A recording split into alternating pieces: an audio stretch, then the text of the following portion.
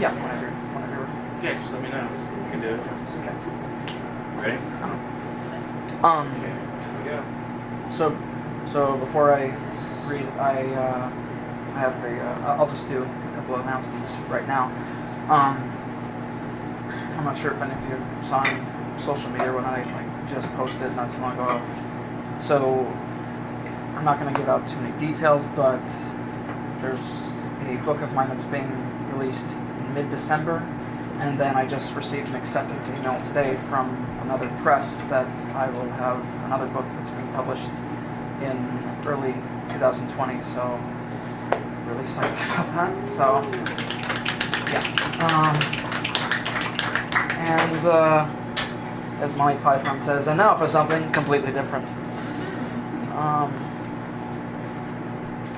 This first one is not mine. I really wish that, I'm sure some of you remember that fellow Eric who comes by here. He's the one who always sings. Because now I feel kind of alone in this, but alright. And I'll tell you, if you know the piece, then awesome. If not, it's okay. So.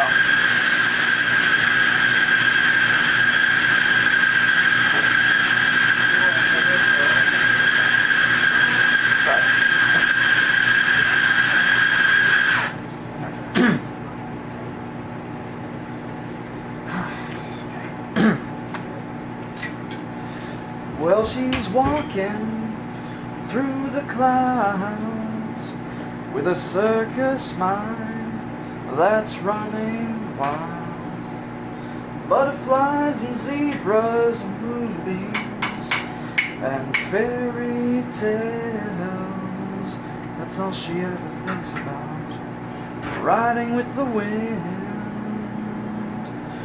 When I'm sad, she comes to me with 1,000 smiles she gives to me free. It's alright, she says, it's alright. Take anything you want from me. Anything. Fly on, little wind. Okay. You. And then, yeah. Let me see. I have just a little more. So, some of you may have heard this one. I'm working on this epic. It's probably the shortest piece within the epic. And this is the poem that the main character writes for his love interest. And her name is Amalia, his love interest, so it's just called Amalia's Immortal Stanza. You kissed the Gardenias starlight right out of me, rejuvenated my every being with shattered existence.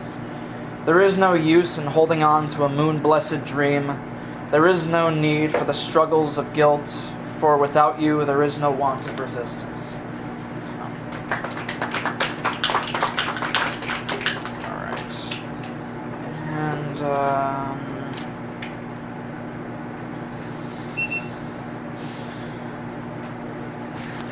Sorry, Dustin, do you want to do it again? Words? Yes, just for posterity.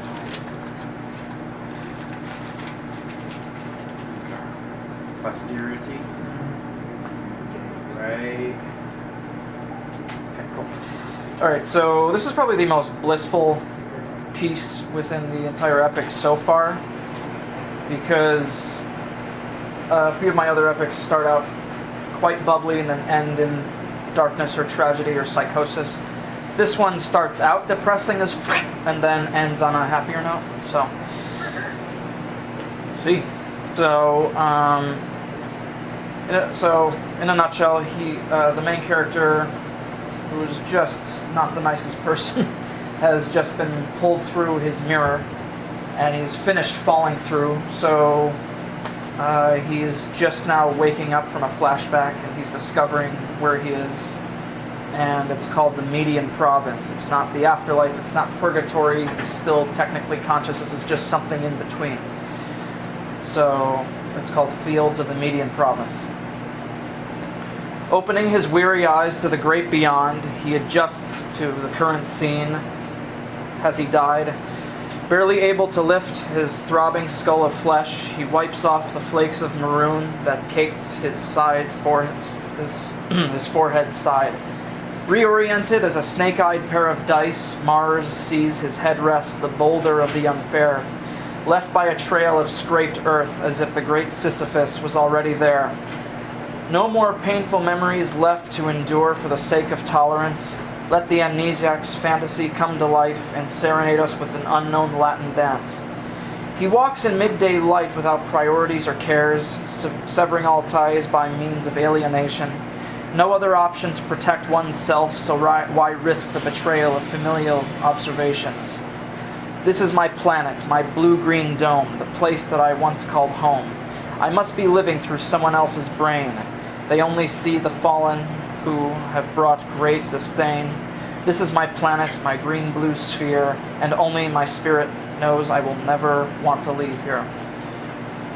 Around the grain circle of the hills, he rolls around in the dust of onyx. Such a memorable garden of gardenias, the scents of blind love and flames. I'm so sorry, my handwriting. Jesus. Produces a deadly mix. But what is this I see? Every image of scenery from a negative photograph up until these screaming purges, I have not felt such an urge to compulsively laugh.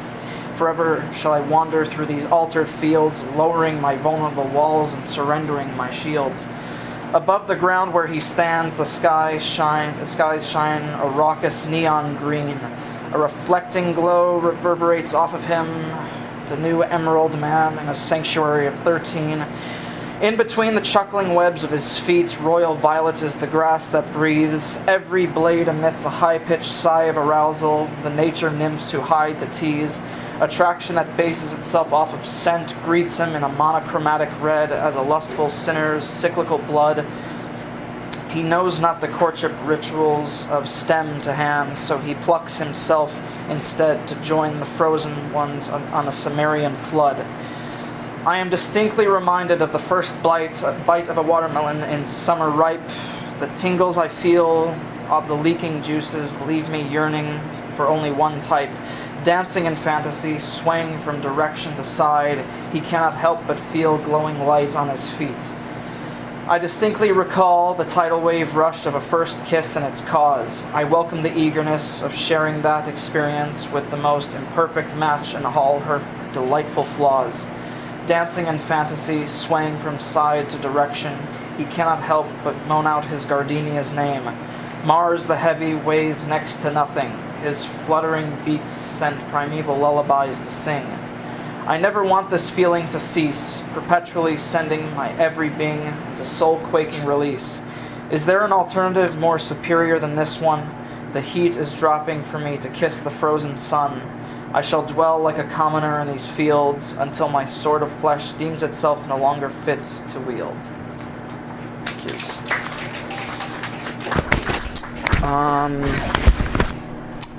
So the next Barnes & Noble reading is coming up not next Tuesday, but the Tuesday after, which is, I believe, on the 26th. So we don't have a featured poet for that yet. If you have not been a featured poet yet and you would like to have this opportunity, please see me and we'll work something out. Other than that, one more hand for Kayla.